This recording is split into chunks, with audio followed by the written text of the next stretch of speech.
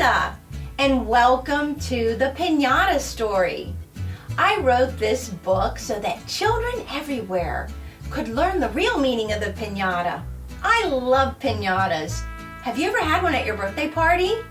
I have, and they're so much fun. Have you ever wondered what the candy inside really represents and why we break a piñata? Well, let's find out when I read to you the Piñata Story. Welcome to the Piñata Story, written by Lisa and Michel Zajur, illustrated by Samita Mobayed Murray. In a small town in Mexico that is called a pueblo. Can you say pueblo? That means town. Lived a small boy named Pepe who was very simpático. Can you say simpático? That means nice. Pepe swept, cleaned his room, and did many chores each day. Even would put his juguetes away. Can you say juguetes? That means toys. Pepe was a good listener most of the time, and Papa thought this was very fine. Can you say Papa? That means father. Until the time Pepe said, I do not want to go to bed. His mama told him to get into his cama. Pepe simply said, I don't wanna. Can you say mama? That means mother. Can you say cama? That means bed. Oh no, said Papa. How can I figure out a way to help Pepe be a good listener and obey? Papa and Mama decided to go to the iglesia and pray. Can you say iglesia? That means church. They prayed to Dios for wisdom from up above to help Pepe learn to obey and love. Can you say Dios? That means God. Walking back to their casa, Papa was thinking it through, when suddenly Papa looked up and said, Gracias. I know what to do. Can you say casa? That means house. Can you say gracias? That means thank you. Papa's idea involved a clay pot. He went to el mercado and an olla was bought. Can you say el mercado? That means market. Can you say olla? That means fragile clay pot.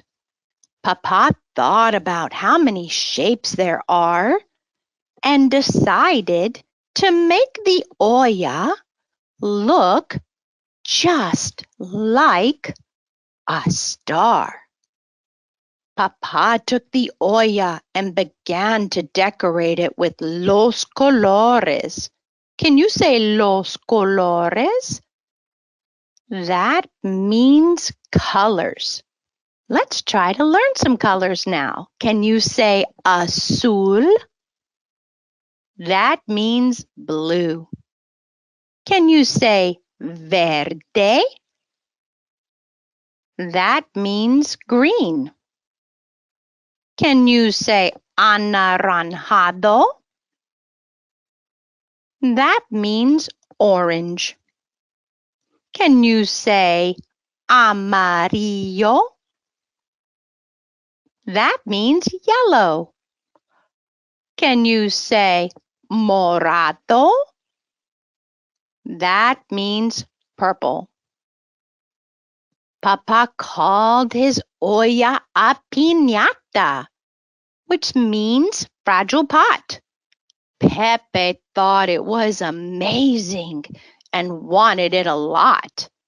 Can you say piñata? That means fragile pot. Papa filled the piñata with dulces, which are candy treats that he knew Pepe would like to eat. Can you say dulces? That means candy. The grand fiesta was coming near, and Papa wanted to make his message clear. He said, Pepe, my boy, you bring me such joy. But you must learn to be a good listener to your parents each day, even when you would rather have fun and play. Can you say fiesta? That means party.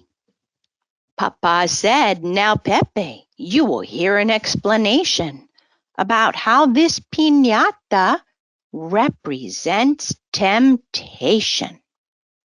The piñata, with all of its bright colors, makes us want it a lot, reminding us that we could be tempted by things we might want to have or do and know we should not. Papa continued to explain. With this piñata, we will play a game. A blindfold is placed over your ojos, and a stick you will be given to remind you that by blind faith you must be driven. Using the stick, hit the piñata with all of your might to remind you to say no to temptation and do what is right. Can you say ojos? That means eyes.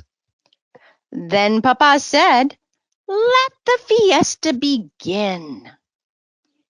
He hung the piñata up with a cord and told Pepe, if you break the piñata, the dulces inside will be your reward. Can you say dulces?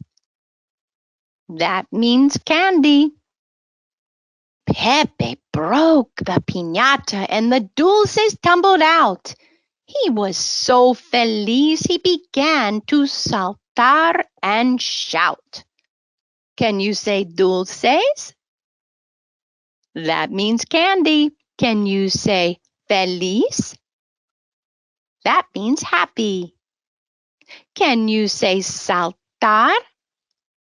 That means to jump.